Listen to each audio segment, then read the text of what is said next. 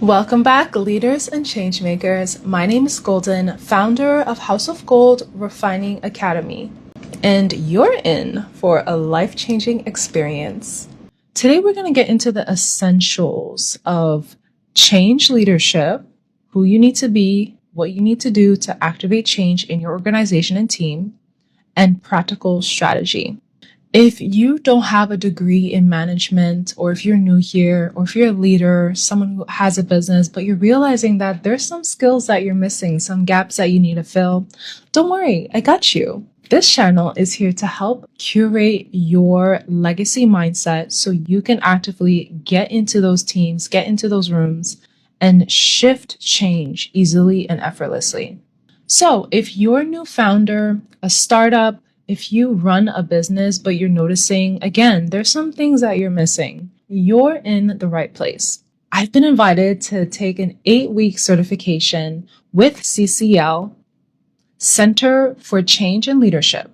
And I'm here to share with you all the gems that I have been learning today. If you're here to refine and grow, join me. You're in the right place.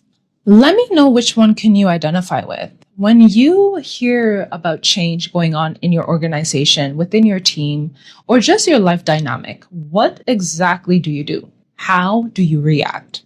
Does your brain panic? Like literally go in spirals of all the what ifs and all the risk that can happen and scenarios that hasn't happened yet? Do you push back and ultimately just disregard it and want nothing to do with it? You are very comfortable where you are with everything you know, and no, you do not need change. Do you automatically shut down? You have no words. You just don't know what's going on. You kind of feel hopeless and ultimately confused of what's happening. Or do you literally just run? You just run. You want nothing to do with it. You are out the door. You're in the meeting, sitting, hearing the change that's going to happen, but you're literally out the door, navigating your next steps on a new role, on a new life, probably just a new country overall, depending on how dramatic this change feels to you.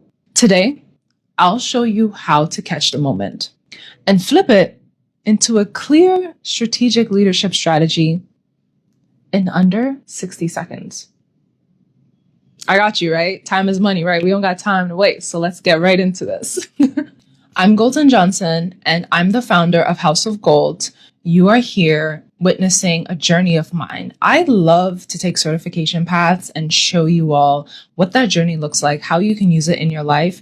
And I train teams and leaders to refine how they work, so change becomes an advantage, growth comes an advantage, and success is ultimately inevitable. We don't want any more headaches around here, so let's get right into this episode. You'll get a simple playbook to steady your mind and guide your teams into the change that's happening without any second guessing. So here's what we're going to cover. Ready? We're obviously going to need to learn about what your brain does, what your mind does, especially under pressure. We're going to get into that 60-second, 1-minute reset for your mind to get instant clarity. And you also get a quick change map so you can support the people on your team in the right way. So I have a background in a lot of neural rewiring certifications to help the mind rewire itself for success. So I'm really excited about this certification because who knew change management was attached to neuroscience? But obviously it makes sense. When change happens, your limbic system activates first, and that's the fight, flight, or freeze. That surge pulls focus away from your prefrontal cortex. That's a part of your mind that you need active to make a decision in a calm state. That's why a tiny update can actually feel like a huge dramatic shift. Your brain thinks that it's a threat. Now, if you're new here, I have a lot of videos on the amygdala and the hippocampus, but let's just tap into amygdala for a moment. The amygdala is your survival mind. So when your limbic system just activates and pulls you away from your prefrontal cortex, the amygdala hops in and says, hey, we've been here before. I know exactly what to do. I'm here to protect you. This is where your amygdala comes in and reacts. And a lot of people have different reactions. Like I mentioned, flight, fight, or freeze. The good news in all this is you can interrupt it. You see, your hippocampus is actually the one that navigates the show when it comes to all your decisions in life. Now, your hippocampus is going to tap in because your hippocampus is the all-seeing eye. It really notices the patterns that you are in, and it pays attention to how you react. And so when change happens in a specific environment, your hippocampus will literally just make you repeat a pattern, the same pattern you repeated in the past. It will make you do that again. Does that make sense? So I want you to stand up right now. I want you to just relax your body. I want you to feel at peace in this moment. You can close your eyes or not, but ultimately I love to close my eyes. It helps you to just really shut down all the sensory going on and make you refocus back on your breath. So we're going to close your right nostril. We're going to activate the vagus nerve through our left nostril. As you breathe in, through your nose, close your mouth, and then release. We're going to breathe in for 4. 1, 2, 3, 4, and release. 5, 6, 7, 8, and 1, 2, 3, 4, 5. Exhale. 6, 7, 8. Great. So you're going to want to do that a few times. And the moment you do this, you're activating your vagus nerve. Your vagus nerve is attached to your digestive system. So usually when you're eating, your mind knows you're in a safe space so it can eat and be at peace, right? We can biohack that and activate it just by simple breath work. Crazy, huh? And it only takes 60 seconds. Now, if you want to take this a step further, you can get active in your body by breathing in your nose and out through your mouth. So try this out with me. Tap, we're getting awareness in our body. We're squeezing our hands really tight. We're breathing in for 1, 2, 3, 4. Exhale, 5, 6, 7, 8. Breathe in, 1, 2, 3, 4. Exhale, 5, 6, 7, 8. Now I want you to just rub your hands together. We're getting really present in our bodies. We're making our mind know that we don't need to think about what's going to happen next and what happened before. We just need to really make sure that we are in a calm and peaceful state. Because if you're not in a calm and peaceful state in your organization, you are more prone to making mistakes. You're more prone to shifting that energy along a different team member. And ultimately, by the time you know it, everyone's going to feel that energetic stress. You don't actually have to say it out loud. We all can navigate energy and emotions, and we all can feel something shifting, right?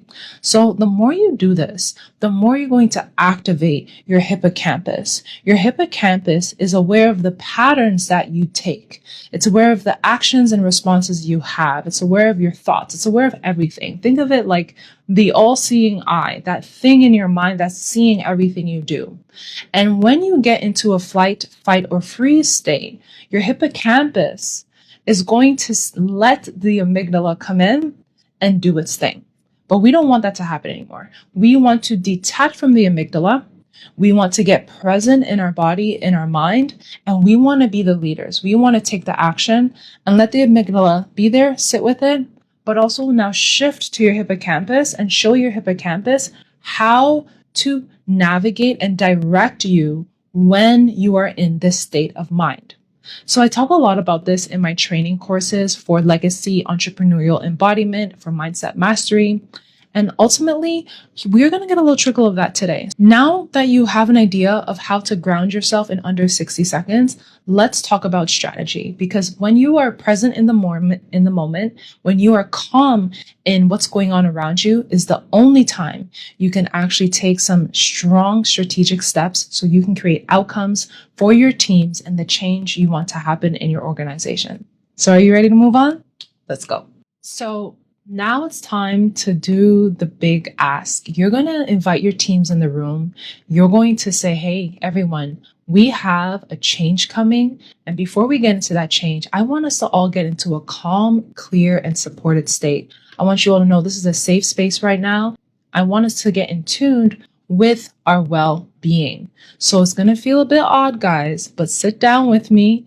Let's activate our peace state. Let's get into calm and clarity, because what's coming up is definitely going to be something that I encourage all of us to get on board with, so we can continue the amazing work we're doing in our organization. Now that you got that out the way, you are now ready to support your team strategically. Let's get right into it. So not every change hits the same. Everything comes differently, and not everyone embraces change the same as well. We all have different responses to different things in our life due to the things we've been through in our life, due to the experiences we have, due to our point of view, and ultimately just our habits and expectations. But before you roll any kind of change out, before you sit down with your team and communicate this change that's coming, you need to create an impact map. So an impact map really just lets you know who's going to be impacted by this and by what scale it looks like. High impact, meaning their day-to-day workload and routines is going to change dramatically. It is not going to look the same anymore. And that can look like introducing an AI app, an AI component into your organization. So a receptionist who may have done manually all the Excel sheets, scheduled all of the meetings, no longer will be doing that. Their routine's going to look completely different. That's a high impact change. A medium impact change, some routines shift, not everything. So for example, maybe a routine would have been a morning meeting. However, there's a change that's rolling out that really eliminates morning meetings, and now you don't need them anymore. Maybe from that morning meeting, they now go to an online source and they look at the notes and tasks they need to do throughout the day. That's a medium shift. Their morning meetings have been replaced with a job or task bulletin. Make sense? So a low impact, just some minor tweaks. So if someone, for example, in an organization was the person to perhaps order lunch, now they don't need to order the lunch anymore. They actually have an app that does it, that takes care of it, and you have a whole system that takes care of that process. So that's a little minor tweak. Now, the last one is for your information, meaning it's just for you to know and for no one else to know. It's just your awareness of what's going on. Sometimes there are some changes that come into organizations and the whole team doesn't need to know what's going on. It's just the awareness of the leader and the director that has that point of view.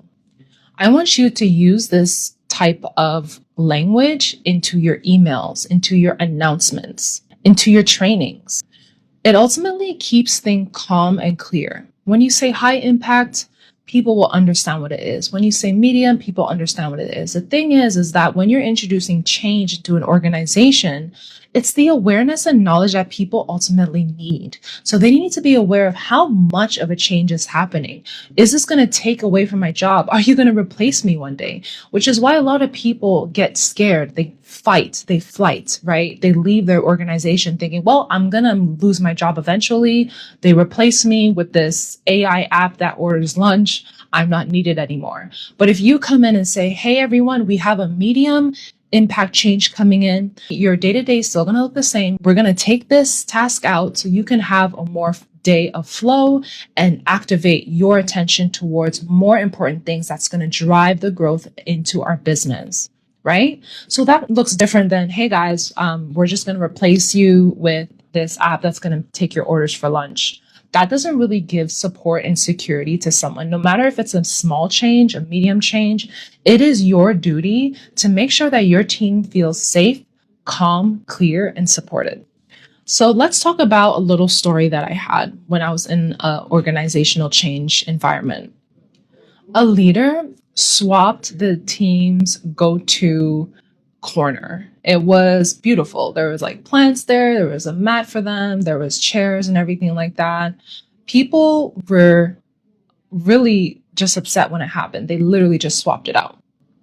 So for the main people that actually use that space, that's a high impact. When they go there to actively maybe get grounded or take a call or stretch or use that space to really amplify their well-being at work, This is a high impact for them. This is a huge change. Imagine you had a routine where you go after your morning talk, after you finish a task, you go into your favorite chair. There's this plant there. His name's Ollie.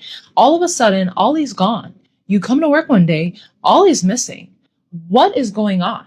Your mind makes an attachment of comfortability to create a routine that feels safe and secure. No matter how small you think that change is, to someone else, that's a high impact change. That was their point of view to really find peace in the progress and process they're in their organization.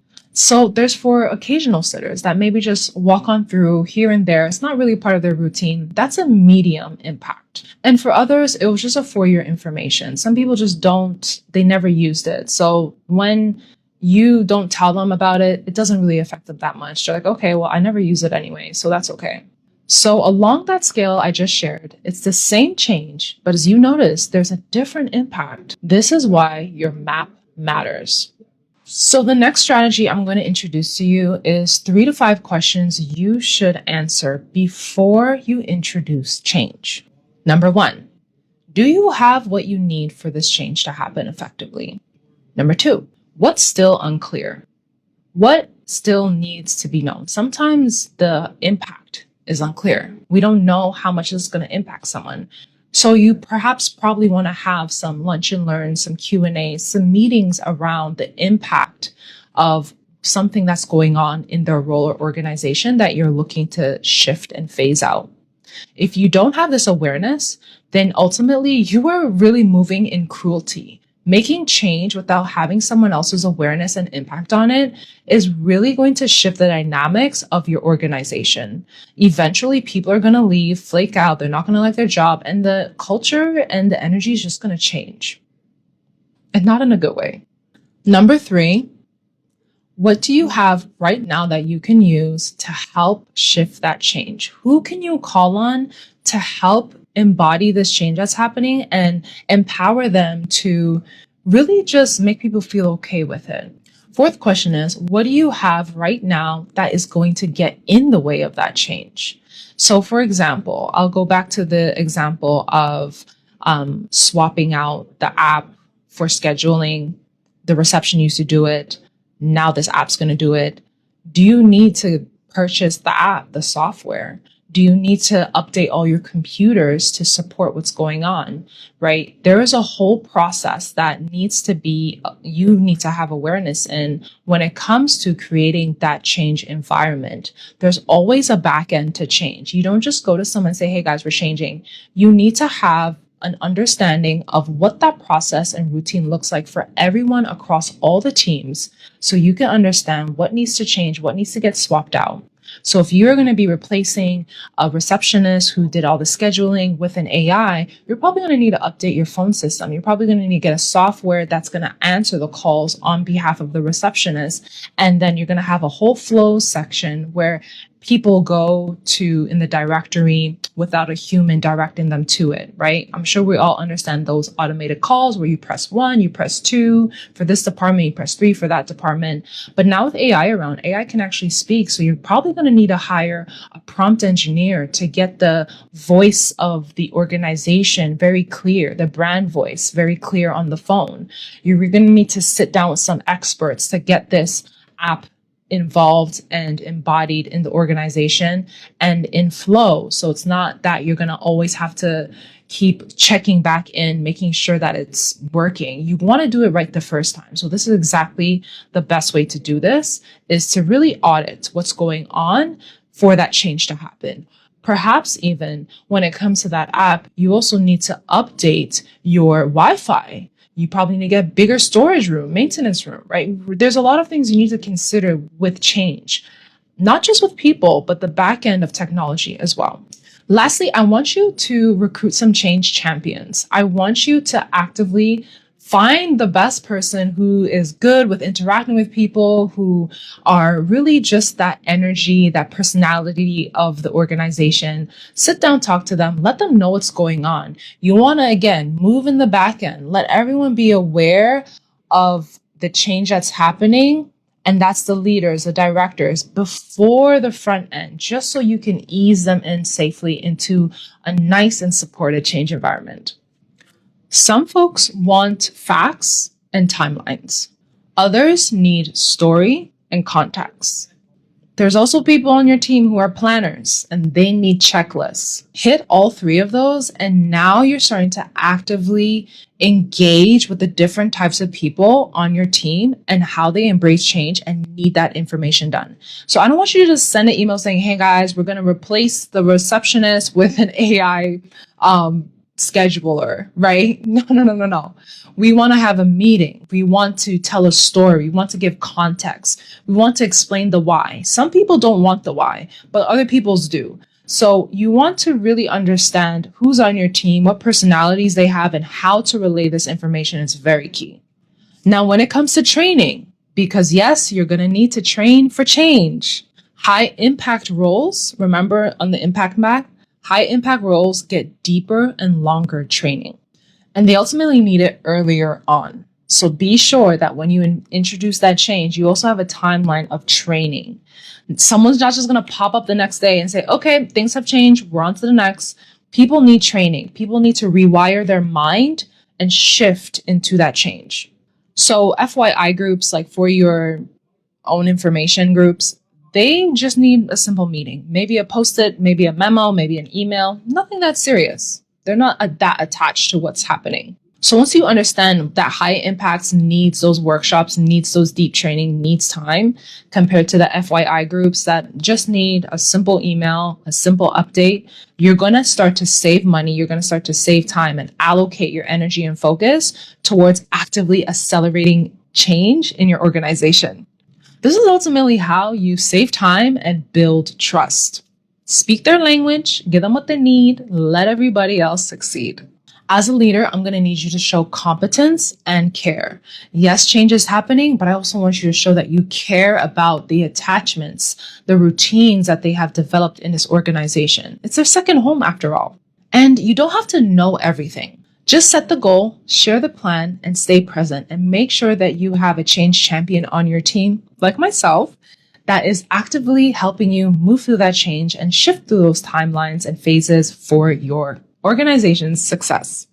The steadiness you have, the calm you have, the peace and presence you have is going to be the ultimate signal for change in your organization. If you are off, if you are unsure, if you are not confident, if you don't know how to navigate your team, they are going to feel it and they're all going to start scattering like little bugs when the lights turn on, okay? We don't want that. So let's have a little recap here. We want you to catch yourself when their brain is about to hijack you, going to flight, fight, or freeze. We don't want it. We want to catch it.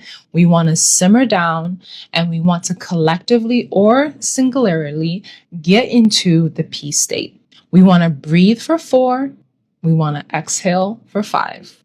We want to do this as long as it's needed, but 60 seconds is honestly just enough time. So if you ever feel like you don't have time to take a break, you do. And you can take those 60 seconds and feel whole and present and safe in those 60 seconds so you can allow yourself to be present and navigate the next steps with your team.